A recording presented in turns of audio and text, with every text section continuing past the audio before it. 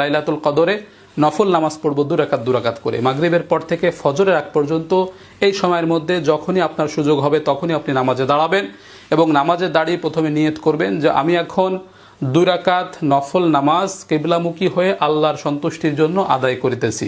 এতটুকু কথা অন্তরে সংকল্প থাকলে নিয়ত হিসেবে যথেষ্ট হবে, আর কোনো অতিরিক্ত শব্দ যোগ করতে হবে না। এইভাবে নিয়ত করে আল্লাহু আকবার বলে দাঁড়িয়ে যাবেন, সানা পড়বেন সুবহানাকাল্লাহুম্মা অথবা আল্লাহুম্মা বাঈদ বাইনি।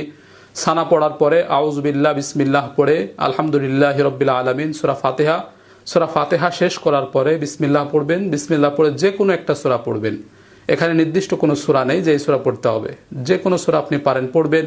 প্রয়োজনে এক সূরা বারবার পড়বেন, প্রয়োজনে একাধিক সূরা প্রথম রাকাতেই পড়ে ফেলবেন, কোনো সমস্যা নেই। এভাবে সূরা পড়ার পরে আল্লাহু আকবার বলে রুকুতে চলে যাব, সামি আল্লাহু লিমান হামিদা বলে রুকু থেকে উঠব, স্বাভাবিক নিয়মে আবার সেজদা করব, আল্লাহু আকবার বলে 2 সেজদা করব, আল্লাহু আকবার বলে দাঁড়িয়ে গিয়ে দ্বিতীয় রাকাত শুরু করব। শুরুতে আমরা বিসমিল্লাহ পড়ব, বিসমিল্লাহির রহমানির রহিম পড়ে সূরা ফাতিহা পড়ব আলহামদুলিল্লাহি রাব্বিল আলামিন।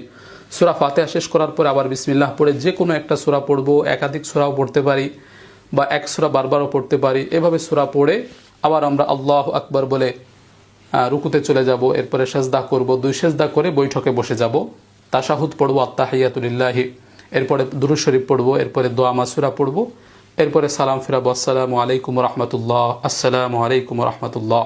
এই যে হয়ে গেল লাইলাতুল কদরের নফল নামাজ।